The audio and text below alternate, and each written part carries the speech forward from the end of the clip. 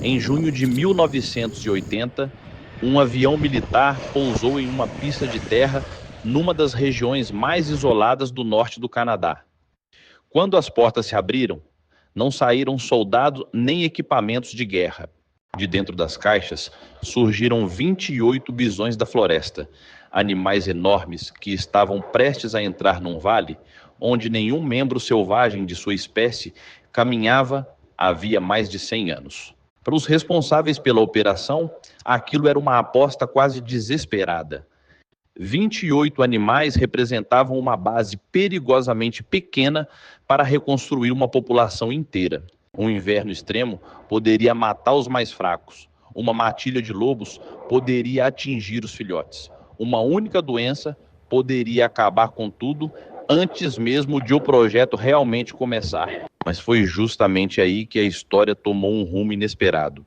Os bisões não apenas sobreviveram, eles se reproduziram, ocuparam novas áreas e, com o passar dos anos, começaram a ignorar completamente os limites desenhados pelos pesquisadores. Seus descendentes deixaram o vale, atravessaram um rio que muitos especialistas consideravam uma barreira natural e formaram novos rebanhos em territórios que nenhum ser humano havia escolhido para eles. E isso ainda não foi o mais surpreendente. Enquanto avançavam, esses gigantes começaram a transformar a paisagem. Mantiveram campos abertos, espalharam nutrientes, criaram depressões que acumulavam água e reativaram processos ecológicos que estavam desaparecendo silenciosamente havia gerações. Esta é a história de como o Canadá quase eliminou o maior animal terrestre da América do Norte. Passou décadas tentando trazê-lo de volta e acabou descobrindo algo muito maior. Quando o bisão retornou, ele não seguiu o nosso mapa. Ele começou a redesenhar o próprio vale. Mas para entender o que aconteceu depois, primeiro precisamos compreender o vazio deixado por sua ausência. Quando ouvimos a palavra bisão, quase sempre imaginamos o animal peludo das pradarias, presente em filmes de faroeste e moedas americanas. Mas o gigante levado para Nahanni era diferente. O bisão da floresta é seu parente do norte, maior, mais escuro e adaptado a regiões onde o frio domina boa parte do ano. Um macho adulto pode ultrapassar 1 tonelada e chegar a perto de 2 metros de altura nos ombros. Sob a pele espessa, existe uma massa muscular na parte dianteira do corpo. É essa força que permite ao animal usar a cabeça para empurrar neve profunda e alcançar plantas escondidas junto ao solo congelado. Mas seu tamanho não explica por que sua ausência alterou tanto a paisagem. O bisão não entra num campo apenas para comer e ir embora. Cada passagem deixa marcas.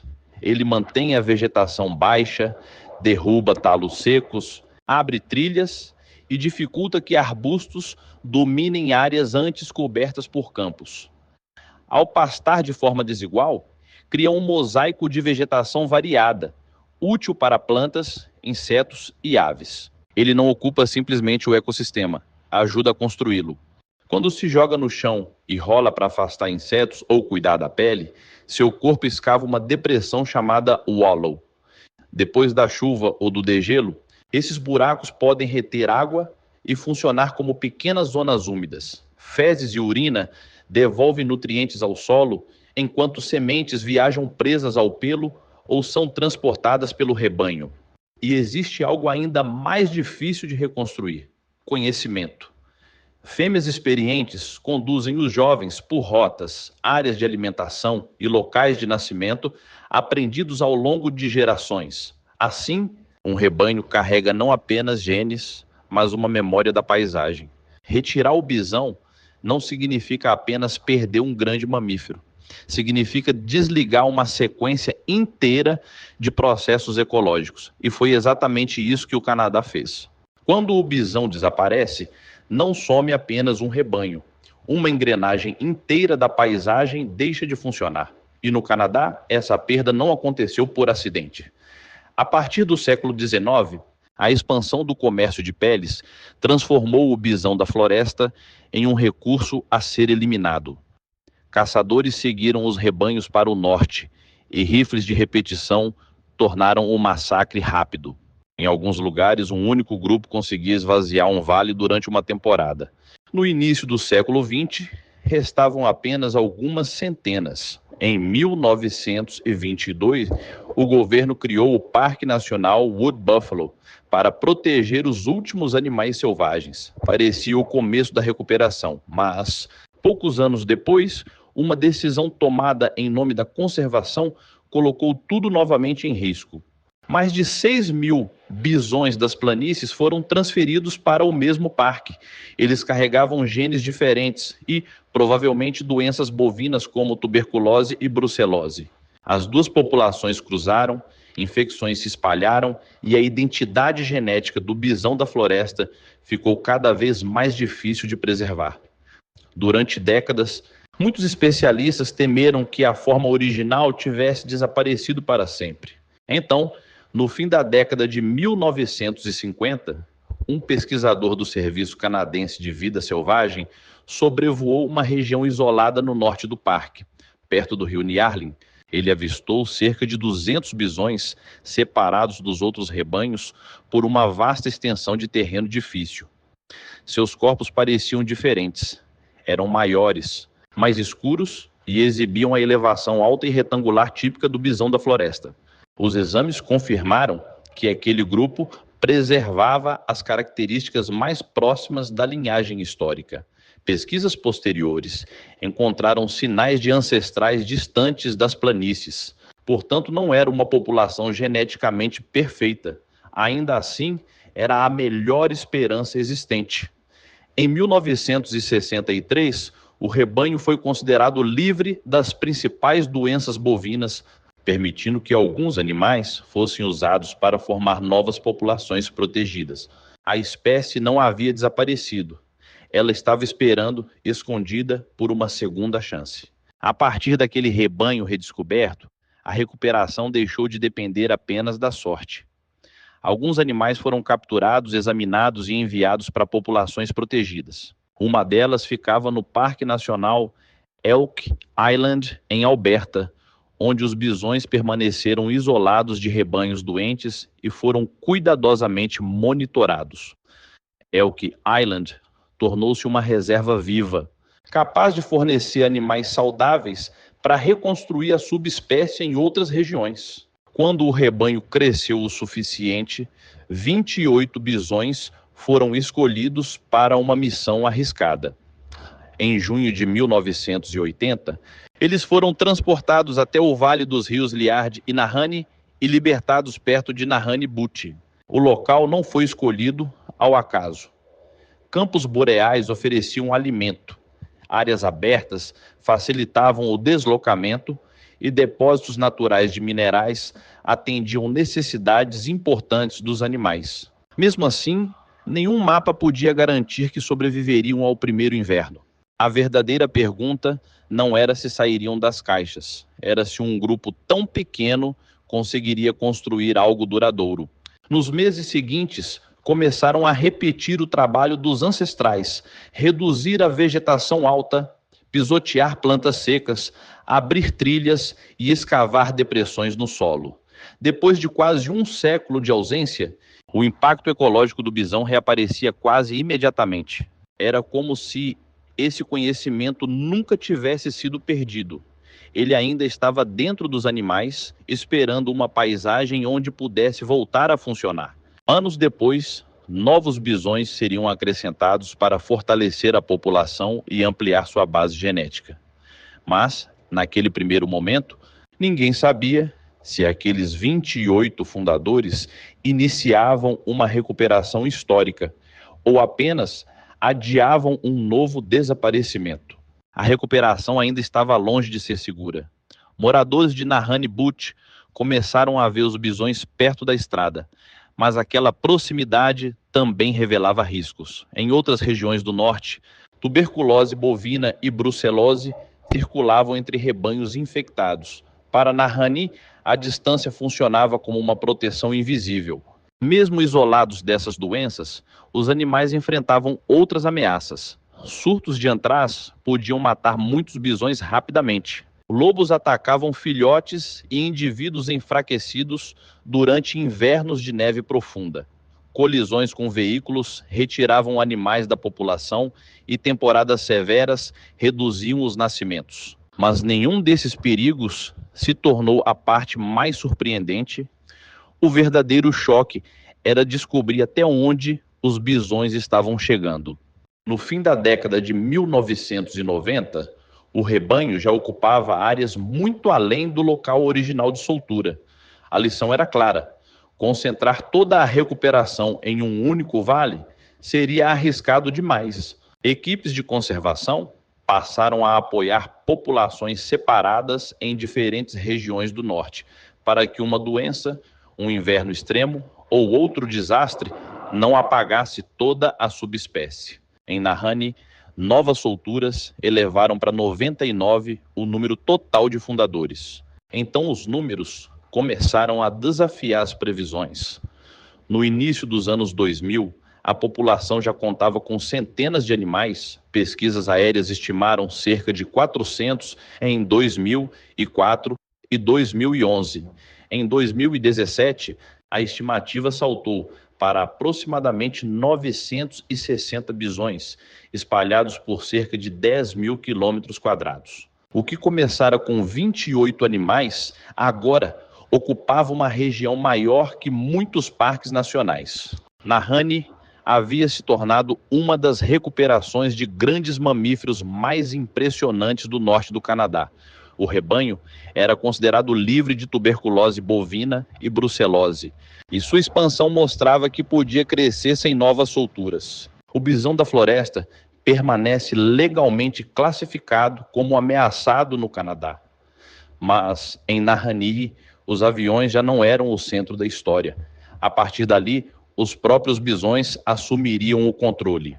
Depois de anos de transportes, caixas e solturas planejadas, o programa entrou em uma nova fase.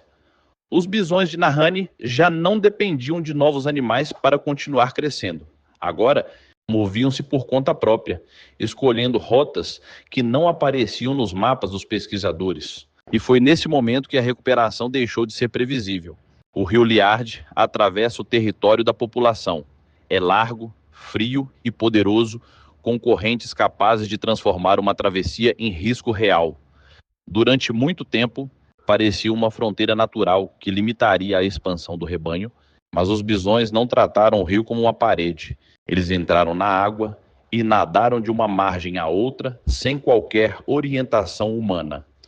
Dados de GPS registraram 315 travessias realizadas por 11 bisões monitorados, principalmente durante os meses sem gelo. Ilhas permanentes pareciam servir como pontos de apoio em algumas rotas. Do outro lado, os animais continuaram avançando e passaram a ocupar áreas do nordeste da Colômbia Britânica que nunca haviam sido escolhidas como locais de soltura. Descendentes da população de Nahanni passaram a usar um território que atravessa os territórios do noroeste, o Yukon e a Colômbia Britânica. Fronteiras políticas, rios e previsões humanas deixaram de definir o caminho do rebanho. Esse era o sinal de uma população verdadeiramente autônoma, mas a geografia era apenas a primeira surpresa. O que esses animais começaram a fazer com a própria paisagem seria ainda mais importante, Mel. Durante mais de um século sem bisões, o vale não ficou congelado no tempo. Sem um grande herbívoro para consumir vegetação e perturbar o solo, áreas abertas acumularam plantas altas, arbustos e árvores jovens. Depressões desapareceram sob sedimentos, enquanto nutrientes passaram a circular de outra forma. Depois de tantas gerações, essa paisagem alterada começou a parecer natural. Com o retorno dos bisões, parte desse movimento ganhou uma força contrária. Ao pastar, pisotear e abrir caminhos, eles ajudam a manter manchas de campo em meio à floresta boreal. Quando rolam no solo, recriam depressões capazes de reter chuva e água do degelo. Fezes e urina devolvem nutrientes, criando contrastes entre áreas abertas, fechadas, altas e baixas. Não é uma restauração instantânea, é um processo voltando a funcionar. E esse detalhe é essencial. Recuperar o bisão não significa reconstruir uma fotografia perfeita do passado. Significa devolver à paisagem uma força que participou de sua formação durante milhares de anos. O objetivo não é obrigar o vale a retornar a uma data específica, mas permitir que plantas, água, solo e animais respondam novamente à presença do grande herbívoro removido. Uma experiência de longo prazo no Kansas revela esse potencial. Durante 29 anos, pesquisadores compararam áreas com bisões, com gado e sem grandes herbívoros. Onde havia bisões, a riqueza de plantas nativas aumentou 103% em escala local e 86% na paisagem estudada. O efeito também resistiu a uma seca extrema. O estudo analisou bisões das planícies em pradarias, não bisões da floresta no Canadá. Portanto, esses números não podem ser transferidos diretamente para Nahanni. Mas a mensagem permanece.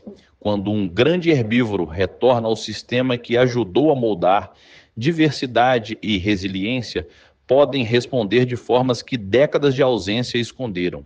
E Nahanni ainda guardam a transformação que nenhum gráfico consegue medir. Mais de 4 décadas de observações transformaram Nahanni em um dos registros longos de recuperação de um grande herbívoro no norte do Canadá. Mas números e levantamentos aéreos contam apenas parte da história. Para o povo de Nahanni-Butch, terra, água, animais e língua estão ligados. A volta do bisão também reabriu uma relação cultural interrompida durante gerações. Mesmo quando nenhum bisão era visto na região, o animal permanecia na memória, nas histórias e nas palavras usadas para compreender a terra. Havia um nome, mas durante décadas muitas pessoas cresceram sem encontrar o ser vivo ao qual ele se referia. Agora, a referência voltou a caminhar pela paisagem. A palavra permaneceu e o animal retornou para encontrá-la. As marcas deixadas hoje ultrapassam a vida de cada indivíduo. Uma depressão aberta pelo peso de um bisão pode continuar recebendo chuva e água do degelo depois que ele se foi. Trilhas podem orientar outros membros do rebanho.